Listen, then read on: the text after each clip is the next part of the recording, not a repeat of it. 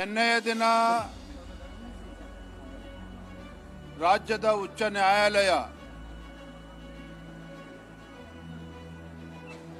ಗೌರವಾನ್ವಿತ ರಾಜ್ಯಪಾಲರು ಮುಖ್ಯಮಂತ್ರಿಗಳ ವಿರುದ್ಧ ಏನು ತನಿಖೆಗೆ ಅನುಮತಿಯನ್ನು ಕೊಟ್ಟಿದ್ರು, ಅದರ ವಿರುದ್ಧ ಮುಖ್ಯಮಂತ್ರಿಗಳು ಸಿದ್ದರಾಮಯ್ಯನವರೇನು ಹೈಕೋರ್ಟ್ ಮೆಟ್ಲೇರಿದ್ರು. ನಿನ್ನೆ ದಿನ ಹೈಕೋರ್ಟ್ ತೀರ್ಪನ್ನು ನೀಡಿದೆ. ರಾಜ್ಯದ ಉಚ್ಚ ನ್ಯಾಯಾಲಯ ತನ್ನ ತೀರ್ಪಿನಲ್ಲಿ ಮೈಸೂರಿನ ಮೂಡ ಹಗರಣದಲ್ಲಿ ಮುಖ್ಯಮಂತ್ರಿಗಳ ಗಮನಕ್ಕೆ ಬಾರದನೆಷ್ಟು ದೊಡ್ಡ ಭ್ರಷ್ಟಾಚಾರ ಆಗೋದಕ್ಕೆ ಸಾಧ್ಯ ಇರಲಿಲ್ಲ.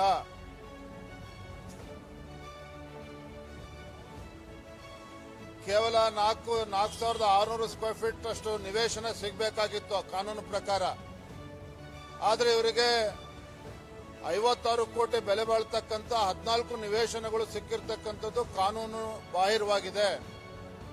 ಇವೆಲ್ಲವೂ ಕೂಡ ಸಮಗ್ರ ತನಿಖೆ ಆಗಬೇಕಾಗಿರ್ತಕ್ಕಂಥದ್ದು ಸರಿ ಇದೆ ಅನ್ನುವ ವಿಚಾರವನ್ನ ರಾಜ್ಯ ಉಚ್ಚ ನ್ಯಾಯಾಲಯ ನಿನ್ನೆ ಹೇಳಿದೆ.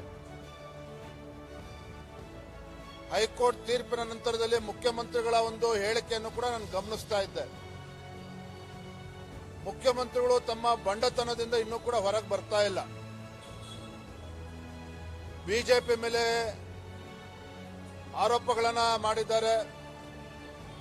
ರಾಜಭವನ ಇವತ್ತು ದುರುಪಯೋಗ ಆಗ್ತಾ ಇದೆ ಅನ್ನೋದನ್ನ ಮತ್ತೊಮ್ಮೆ ಹೇಳಿದ್ದಾರೆ. ಮತ್ತೊಂದು ಕಡೆ ತಾನೇನು ತಪ್ಪು ಮಾಡೇ ಇಲ್ಲ, ರಾಜೀನಾಮೆ ಕೊಡ್ತಕ್ಕಂಥ ಪ್ರಶ್ನೆ ಉದ್ಭವ ಆಗೋದಿಲ್ಲ ಅನ್ನೋ ಮಾತನ್ನ ಸ್ವತಃ ಮುಖ್ಯಮಂತ್ರಿಗಳು ಹೇಳಿದ್ದಾರೆ. ಮಾನ್ಯ ಮುಖ್ಯಮಂತ್ರಿಗಳೇ, ನಿನ್ನೆಯ ಉಚ್ಚ ನ್ಯಾಯಾಲಯದ ತೀರ್ಪು ಸ್ಪಷ್ಟವಾಗಿ ಹೇಳಿದೆ.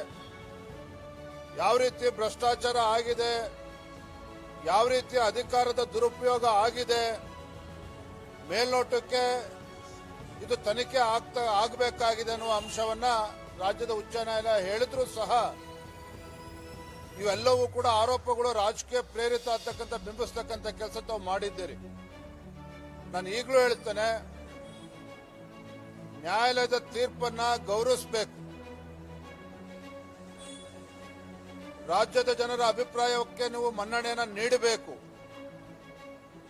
ಇವತ್ತೇನು ಅನ್ಯಾಯ ಆಗಿದೆ, ಬಡವರಿಗೆ ಮೀಸಲಿಟ್ಟಿರ್ತಕ್ಕಂಥ ನಿವೇಶನಗಳು ತಮ್ಮ ಕುಟುಂಬಕ್ಕೆ ಬಂದಿರತಕ್ಕಂಥದ್ದು ಖಂಡಿತ ಇದು ಕಾನೂನಿನ ಪ್ರಕಾರ ಆಗಿಲ್ಲ, ಅಕ್ರಮ ನಡೆದಿದೆ. ಹಾಗಾಗಿ ತಮ್ಮ ಬಂಡತನವನ್ನ ಬದಿಗಿಟ್ಟು ಗೌರವವಾಗಿ ಮುಖ್ಯಮಂತ್ರಿ ಸ್ಥಾನಕ್ಕೆ ರಾಜೀನಾಮೆ ನೀಡಬೇಕು ಅನ್ನುವ ಆಗ್ರಹವನ್ನ ನಾನು ಇವತ್ತು ಮಾಡ್ತಾ ಇದ್ದೇನೆ. ನಿಂಬೆನಾಡು ನ್ಯೂಸ್ಗೆ ಸಬ್ಸ್ಕ್ರೈಬ್ ಮಾಡಿ, ಲೈಕ್ ಮಾಡಿ, ಸಪೋರ್ಟ್ ಮಾಡಿ. ಧನ್ಯವಾದಗಳು.